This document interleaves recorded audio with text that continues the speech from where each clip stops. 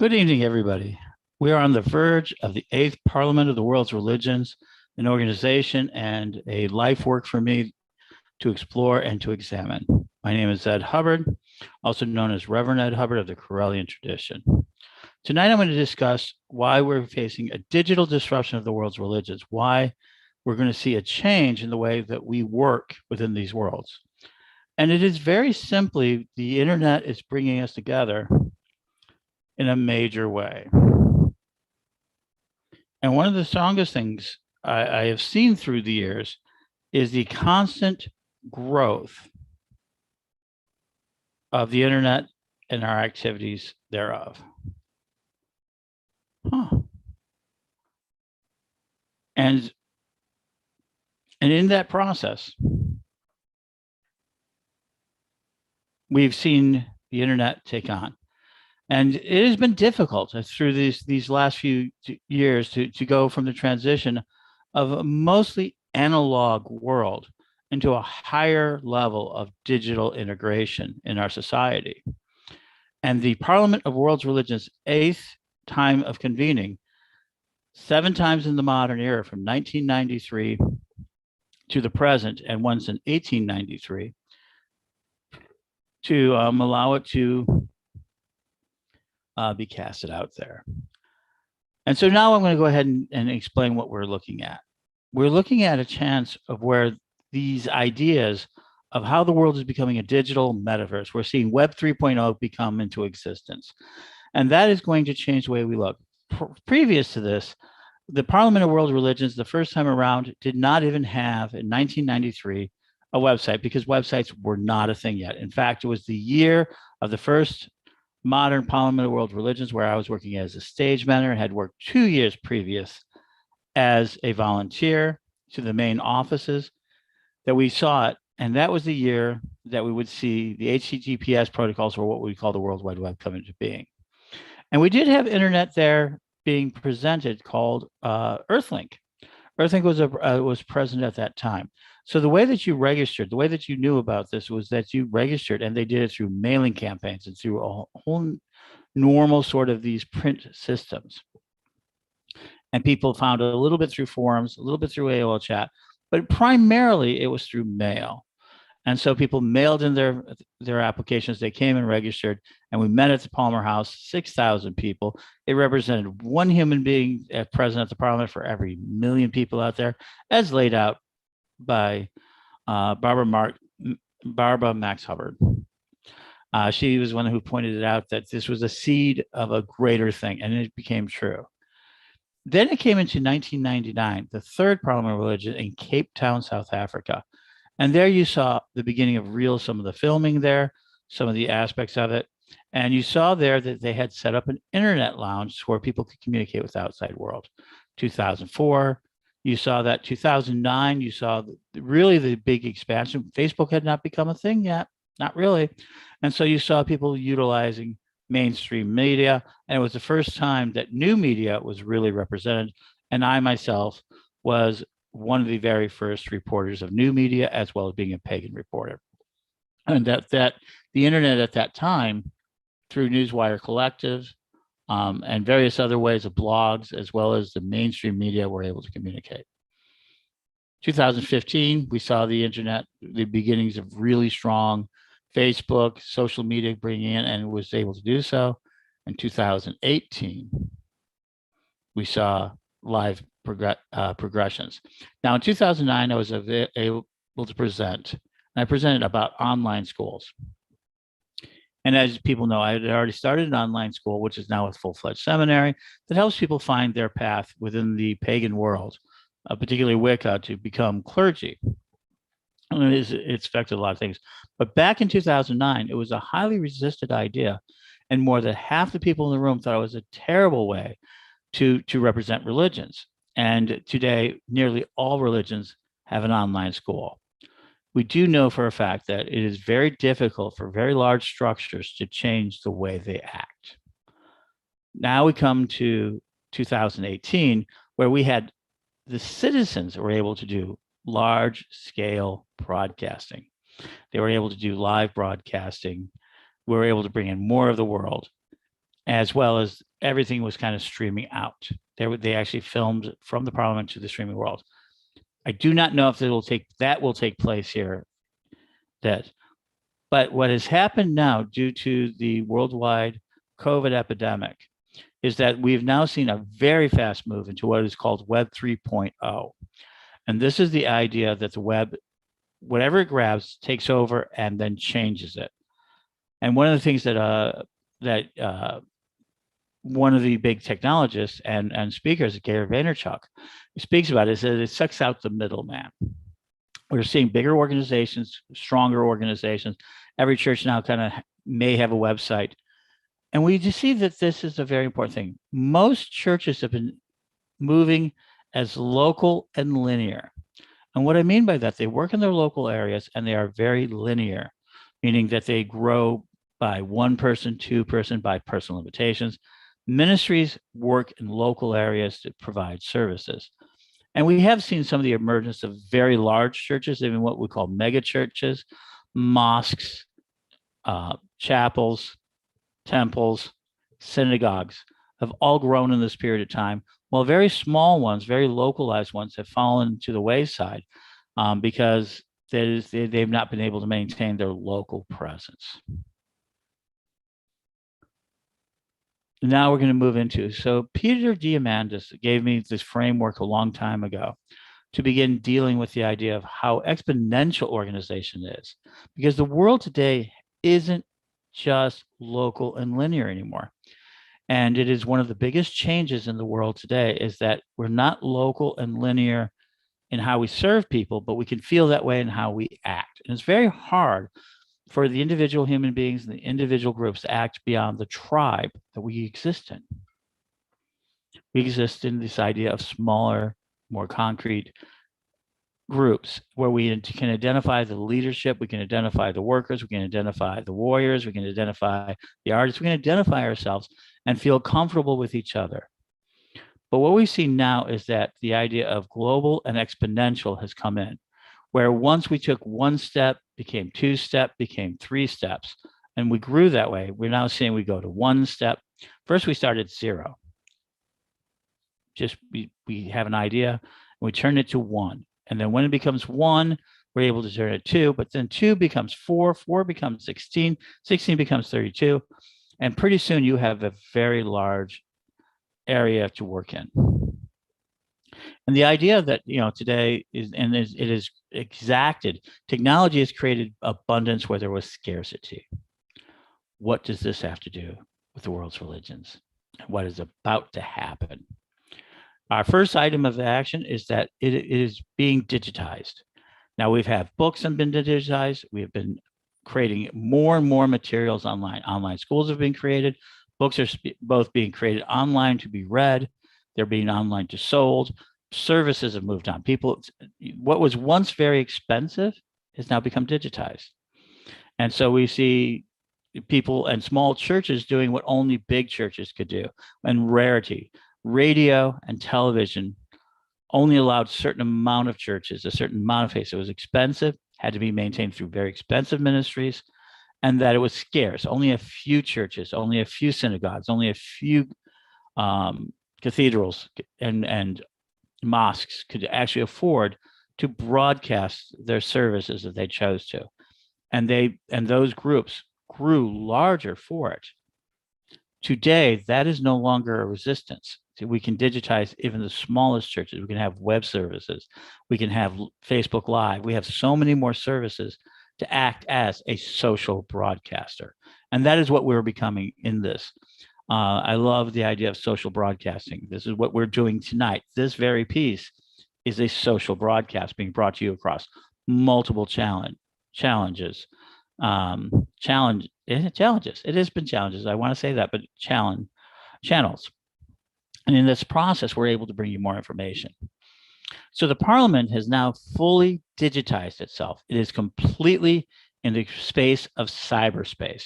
It has all of the features of a main organization, but now it is existing solely through a login on your computer to be there. And everything about it is going to be recorded. For the first time, every session, every class will be recorded.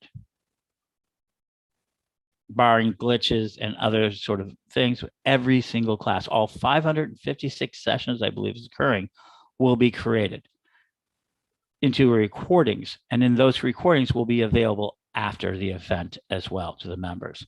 So whereas in all of the other previous parliaments, most likely you had to go to the class in physicality, in real time, or you were going to miss it and you would not get that information. Now people will have a chance to examine all the class for a period. Right now they're saying 30 years, I think 30 days. I think that the material will be here because it can be 30 years from now. But that's a personal choice of the trustees of the Parliament of the World Religions about how available after this event they will make this information available. But during it, this is all going to be recorded. The second thing in this sort of exponential organization is it's deceptive at first. It doesn't seem like very much. Most people are right now not feeling very comfortable with it. They're saying Zoom burnout, I don't want to do this, and then everything else. But the value of it is going to be deceptive. This is a growing aspect. We're not going to be able to pull back from this. The Ninth Parliament of the World's Religion, at best, will be a hybrid event. It might be virtual again, but it might be a hybrid event. We'll never completely withdraw. Now that it has entered the metaverse, this new reality that we're creating, will never pull back. And it's deceptive in the sense of it doesn't seem like very much. It seems, for some people, it has been said that this is a patchwork thing. This is something to hold it. But for me, it is a moment where we are now seeing something truly changing. It is disruptive. It is, for the first time, it is disrupting the way we think about how we meet, how we gather, how events exist. How about they exist in real time? Over this weekend, we're going to see a real-time meeting of thousands and thousands of religious leaders and religious people who want to make a change in the world, who follow the global ethic, who have wanted to discuss various things. I've seen so many people in my own community. They're going to be presenting so many wonderful things.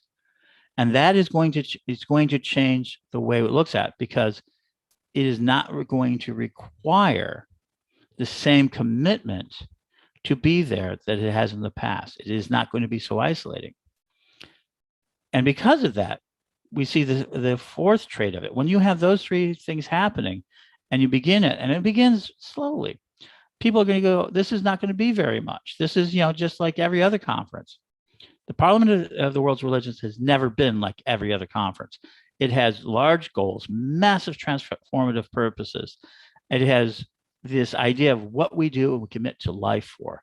We will hear from Jane Goodall. We'll probably hear from the Dalai Lama. We'll hear from hundreds of individual and collective leadership. And at the same time, we'll have the chance to meet with them.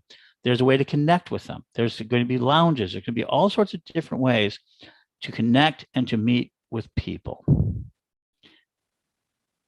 It is going to be demonetized. We've now seen the Parliament, and this is the biggest disruption that we're going to see first. It has been demonetized. The admission cost has been less. If you want to get in now, it's $90 versus several $100s when it's met with live. The resources necessary to carry this out are less. And so we're now seeing that principle of demonetization. Second thing, it has taken out airfare. It has taken out hotel rooms. It has taken out all of the costs to attend the Parliament. We're seeing this as the demonetization. And keeping that data past the Parliament is going to be misculine. It can be saved and preserved for a very long time for a very low amount of money. It's almost near zero. And this is the ability to be coming to it is near zero friction. What do I mean by near zero friction? It is a term to say the time of the event to the time it is recorded to the time that it is available in tape goes from being, once upon a time, it would take weeks to develop all that, months, and hundreds and thousands and even millions of dollars to record every event, to record every action, to record everything. And now it is almost automagical. It is this idea that it's just, you start it, it records, it saves, and then you can make it available within a single technological action. So we see the demonetization of it. The fifth element of digital organizations that go exponential, right, is that this idea of that that it becomes, you lose the physicality. We have seen this with our cell phones. We used to carry cameras. For the biggest part, cameras are now on our phones. Our phones can act as a television station. Isn't that amazing? We can broadcast out of there. We see the idea of calculators, or, we don't carry calculators around. We don't have a GPS on our cars anymore. So all of this is being dematerialized. We're seeing all of this being replaced, these physical objects being replaced by software and a multi-purpose technology, multi-purpose devices. Once the multi-purpose devices are utilized, we see the dematerialization. In this case, what was dematerialized? Well, the buildings that we were hosting it in, the multiple microphones, the chairs, the rooms, the amount of food that we needed, the hotels, all of this is now poof, gone. It is now all conducted from the cyberspace location. So not only have we seen the parliament now demonetize this action, it is now dematerialized the majority of this action. And the sixth piece of this is called democratization. And this is a big essential thing. Prior to this, every other parliament attended had a factor of where it would only allow so many people could possibly attend. It wasn't even the physicality, because I think they would have expanded as much as their physicality would have allowed. It was the cost of the airfare, gone. It was the cost of the admission, oftentimes, not expensive. The problem has always been a very reasonably priced event, but now it is even cheaper. There is no passports. There are no visas. There is nothing to prevent every citizen on the planet that has an internet connection to buy a ticket. It is now open to all citizens, all faith leaders, regardless of their economic and social means. You do not have to be in the same space. You can be in your home. We've dematerialized it so that we're in our homes. And now, because of it, we're able to have more people. And I know for a fact there are many people who are attending the parliament for the first time. In fact, I am going to bet that the majority of people who will attend this event over the weekend will be attending it for the first time, because we have now democratized this. We are now seeing that people can go to this event very simply. What does this mean for world churches? This is the model that it's going to take in. For the average local church, which is local and linear, it needs to go, and when it digitizes, it means that it will be able to put its services and other materials into the internet. And if they need to help people, they will be able to contact them through ministers. Will not just have Sunday morning preaches and have just house visits. He can visit houses now through the internet if he chooses to. And it takes local churches into a world where they're no longer just local, but they can serve families that have been traditional. When they move away, they can still keep in contact. It is a powerful tool for them when they digitize to continue their ministries. It is for mosques and temples and synagogues, and especially the circles that I practice in. We have been utilizing these methodologies to expand so that we can do our services, our rituals, and our communications without necessarily being physically there. And we've seen this process head out into the world because of what has happened over the last couple of years. For the local circle, the local synagogue, it is deceptive. It means, and what I mean by that, it doesn't seem like it's that important. It's like, oh, it's just the internet, but it can change the way the church operates. It can change the way the synagogue operates, how our individual leaders have more capability through their systems, through email, through software, through their lists, that they can now know more and be able to serve in greater depth through these digitized tools. And it's disruptive. People don't have to physically go into these churches anymore to be a part of a temple, to be part of a circle, to be part of a synagogue, to be part of a mosque. They can observe it at a distance through cameras, through eyes, through other methods. They can communicate and they can tithe inside of this system. One of the most disruptive things that is in the favor of the churches, instead of passing around the plate with a PayPal, a Square, we pay dozens of systems, Stripe. You can set up a monthly, weekly, daily, if you not wanted to, but monthly subscription. Yeah, subscription services to allow that tithe to finance these churches that are now going to be much more digitized.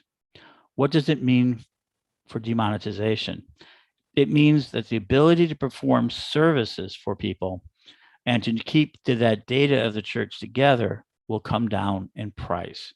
It'll be cheaper to do that so that more of the income, more of the tithing, the more of the offerings given can be then used to help people.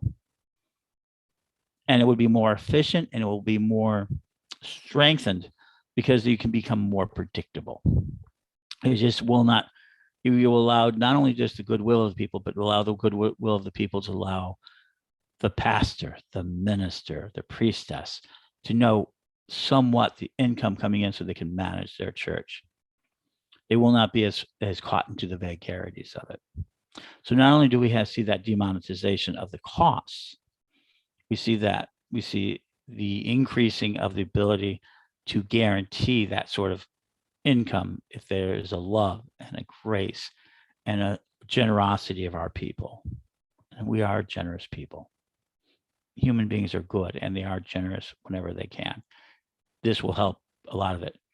Now we talked about demonetization, but now we talk about dematerialization.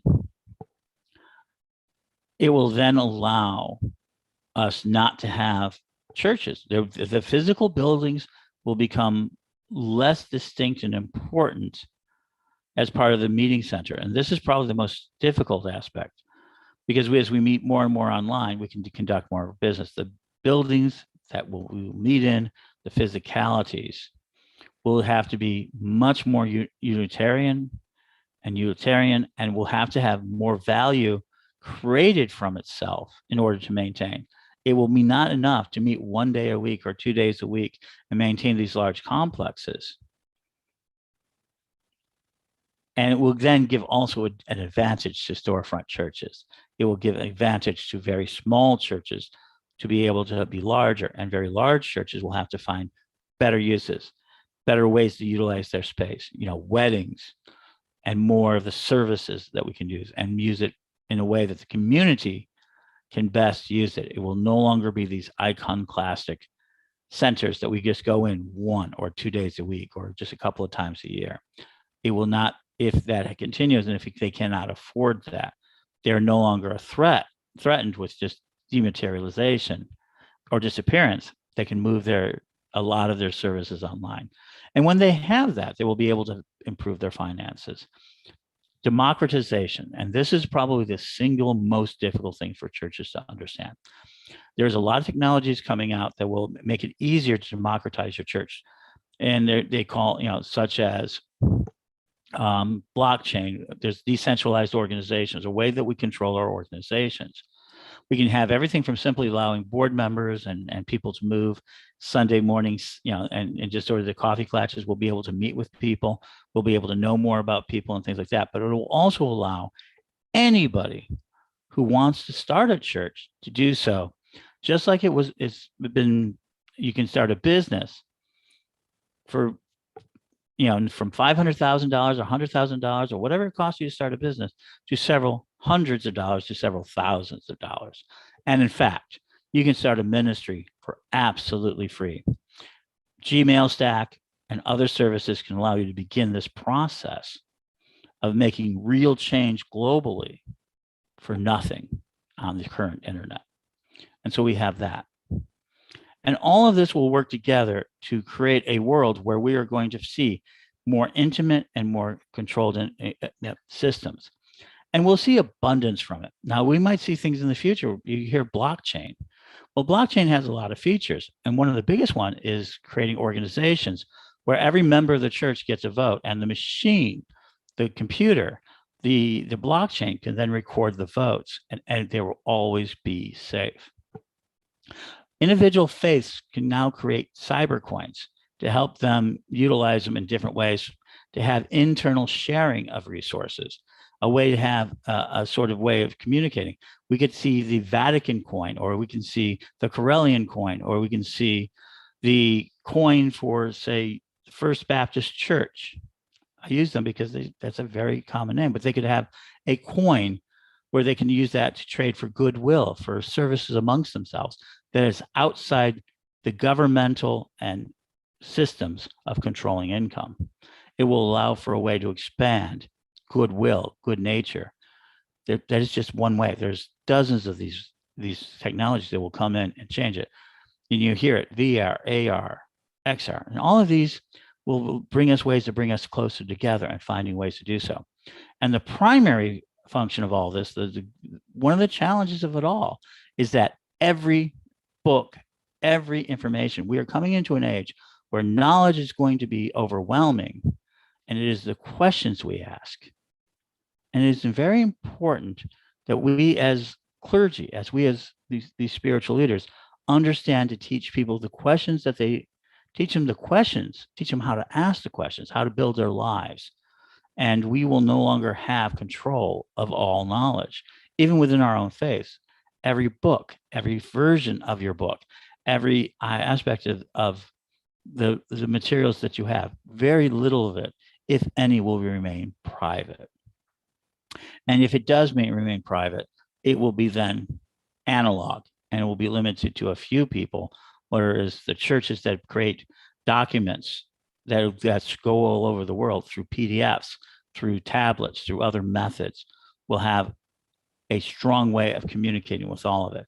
And the children of tomorrow will not just be exposed to the local and linear religions, but they will be also exposed to the global and exponential ones, which is represented directly by the actions of the parliament, is going to make this weekend, is going to make those religions, those faiths that are global and exponential, more capable of expanding it. So the last concept, and this is outside of the framework that I mentioned earlier, the 6Ds, and this one is Chardin's, Pierre de Chardin's ideas of divinization, or of the divine coming into the world. As we progress further, we see that wherever these actions take place, we see an increase. We go from scarce resources to more abundant resources. We see less knowledge become more knowledge. People become better educated. The ability to gain an education, to gain knowledge, to gain resources from around the world. There are stories of where rural farmers get a cell phone and they're now able to trade in world markets and get a better price for their goods. We see the idea of people able to download things. There's a young man who's built windmills and pumps out of local materials. We're seeing an increase in the noosphere of the world of knowledge. We're able to learn more at a cheaper price. Education is no longer just the universities of the world. It is no longer just in the hands of that, but it is now in the hands of all of us as we create the servers and the communication tools that will continue the process of it.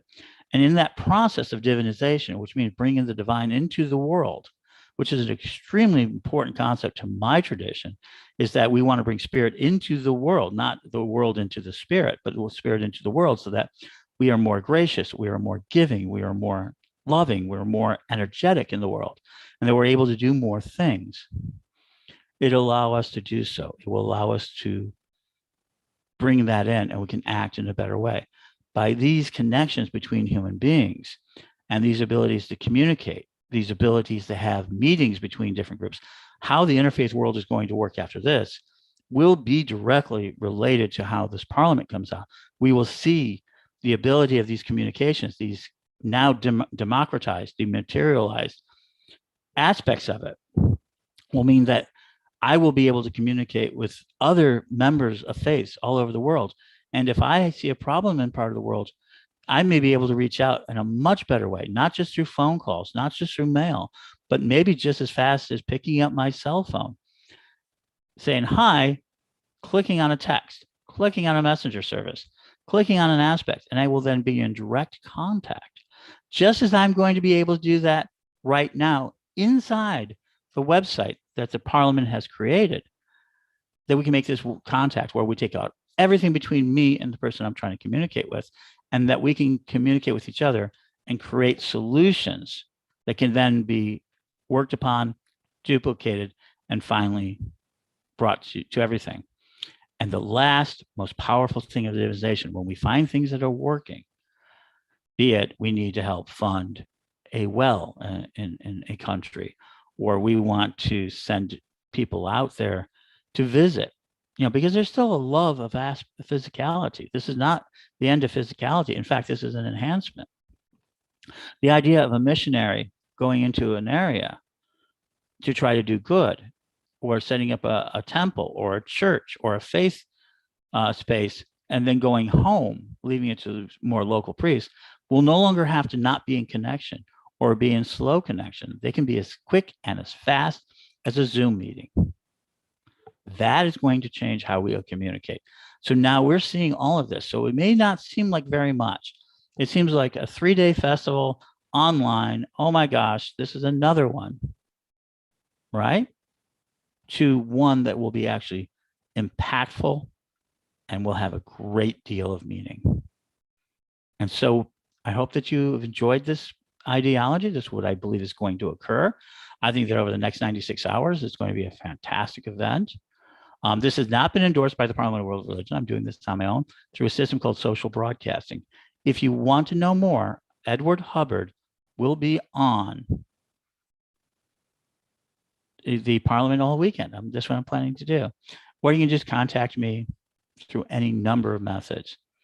And I enjoyed speaking about this. If you have any questions, I feel so great.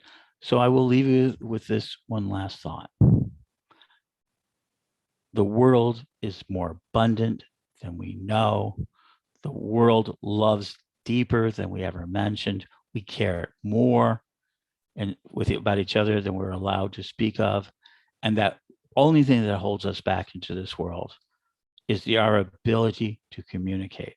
And today, the face of the world are going to see the ability to communicate at an unprecedented and highly scalable way that will allow not just a few thousand people to be impacted, but literally billions of people to be interacted with. The results of this parliament will be felt by billions of people in the days to come. Blessings. Have a great parliament. If you're not attending parliament, enjoy your weekend. Do something incredible. Good night.